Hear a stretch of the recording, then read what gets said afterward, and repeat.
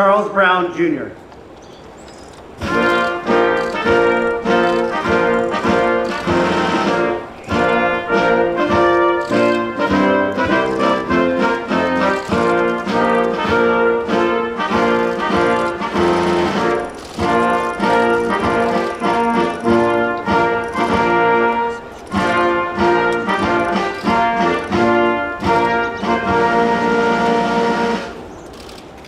Good afternoon. Please, everybody, be seated. Thank you. Before I begin, I want to address an ongoing budget negotiation with congressional leaders. I'll be very brief. Speaker McCarthy and I have had several productive conversations, and our staffs continue to meet as we speak, as a matter of fact, and they're making progress.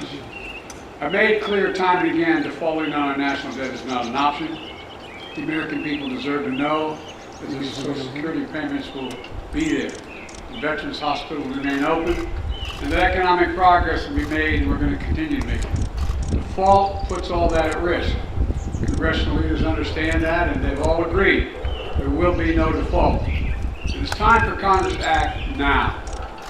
Now, I want to be clear that the negotiations we're having with Speaker McCarthy is about the outlines of what the budget will look like, not about default. It's about competing visions for America. Under my administration, we've already cut the deficit by $1.7 trillion in our first 2 years, but Speaker McCarthy and I have a very different view of who should bear the burden of additional efforts to get our fiscal house in order. I don't believe the whole burden should fall on the backs of middle class and working class Americans. My House Republican friends disagree.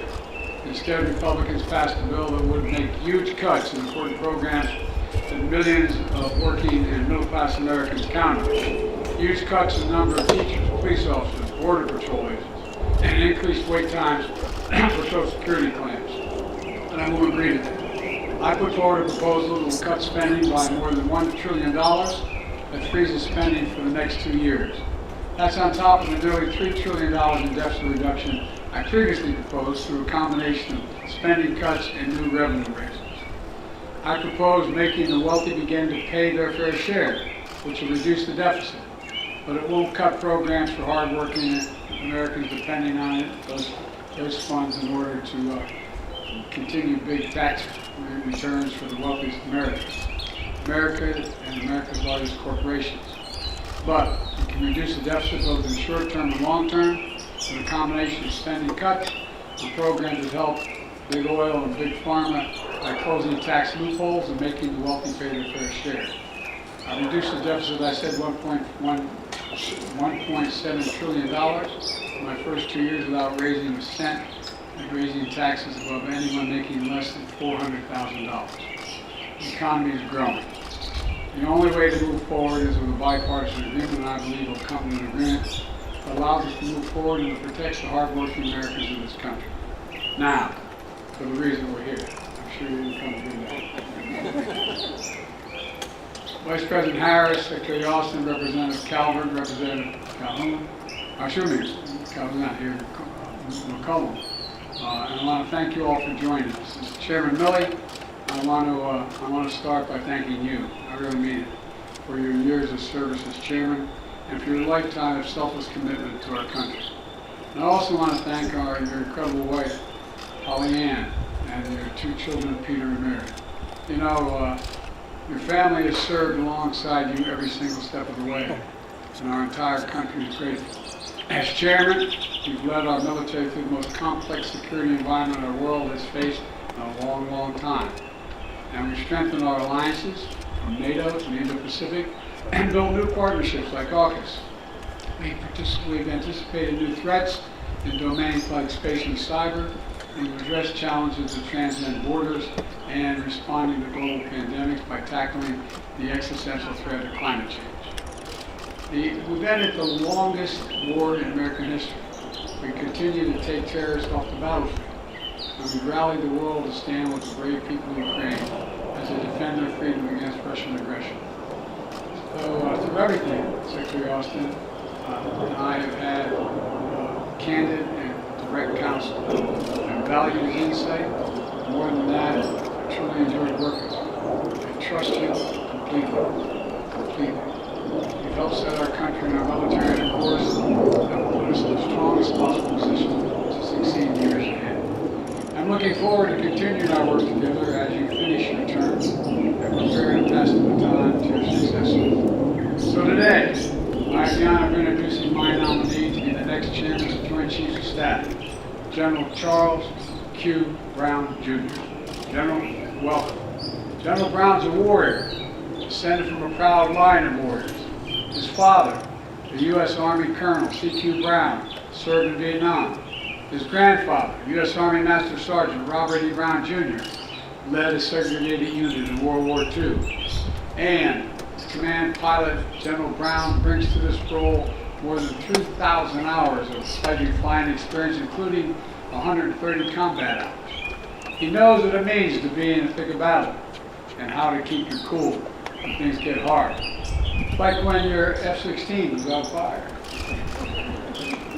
and you returned to the base in Florida in 1991. CQ had to eject more than 300 miles an hour, landing in the Everglades.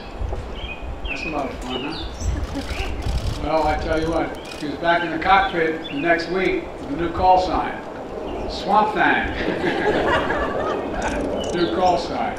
I asked him inside the Oval what it was like, but I'll tell you about that later. General Brown is also a warfighter who's commanded in Europe, the Middle East, and the Indo-Pacific. And he has an unmatched first-hand knowledge of our operational theaters and a strategic vision to understand how they all work together to ensure the security for the American people. And while General Brown is a proud, butt-kicking American airman, first and always, he's also been an operational leader in the Joint Force. He gained respect across every service from those who have seen him in action and have come to depend on his judgment. More than that, he gained the respect of our allies and partners around the world who regard General Brown as a trusted partner and a top-notch strategist. No matter how complicated the mission, from helping build and lead the coalition now of more than 80 nations strong to counter ISIS threats in the Middle East, to positioning our Air Force for the future in the Indo-Pacific, General Brown has built a reputation across the force as an unflappable and highly effective leader. As someone who creates an environment of teamwork, trust, and then executes with excellence. And someone who smokes a mean brisket. Understand you have that smoker still with you. You carry that around everywhere. Well, within your jaw line. But General Brown said he doesn't play for second place. He plays to win, and that's obvious. That mindset is going to be an enormous asset to me as Commander-in-Chief and to the United States of America as we navigate challenges in the coming years. Over the past 3 years, as Chief of Staff of the Air Force, General Brown has become known for his signature approach. Accelerate, change, or lose. Accelerate, change, or lose. General, you're right on. As I've often said, our world is at an inflection point where the decisions we make today are going to determine the course of our world for decades to come. And to keep American people safe, prosperous, and secure, we have to move fast and adapt quickly.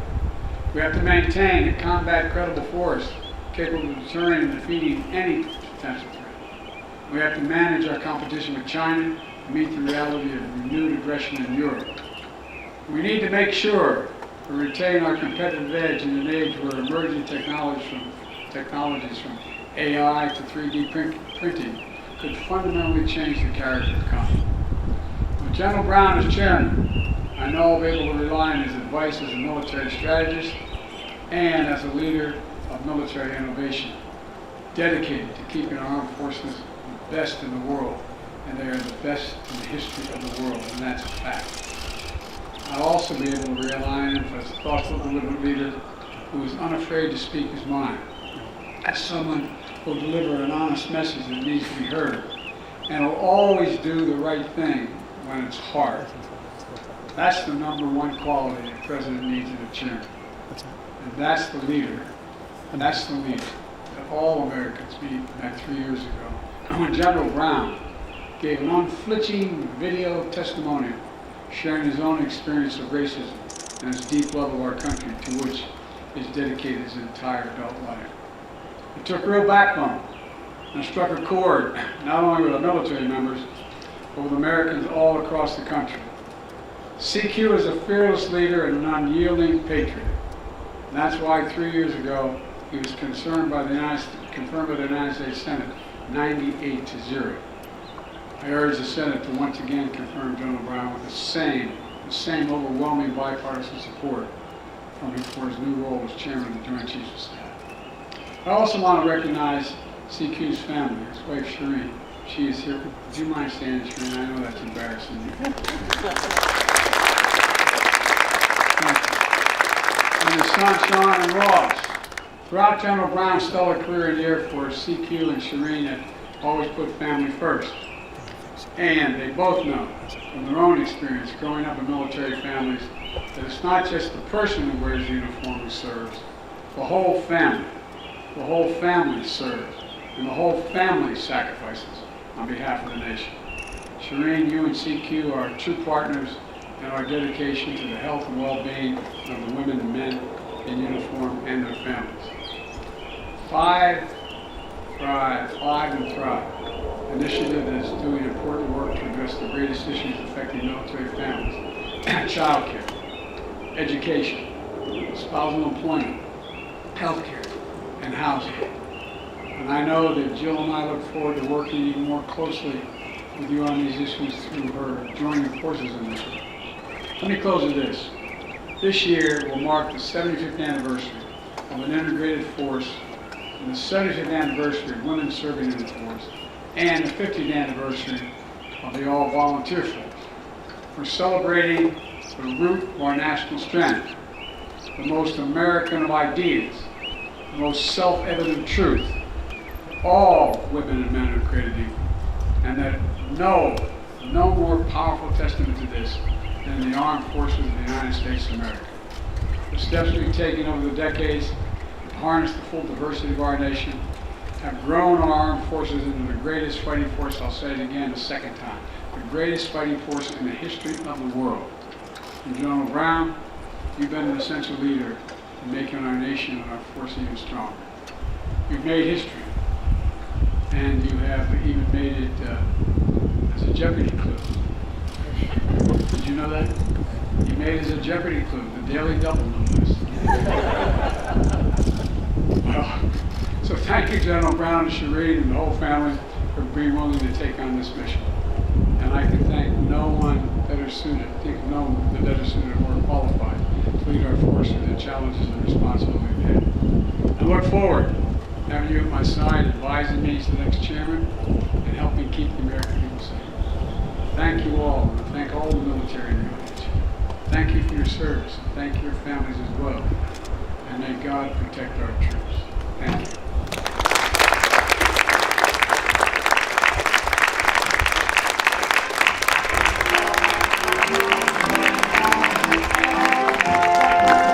Mr. President, can you get a deal done by the end of the week?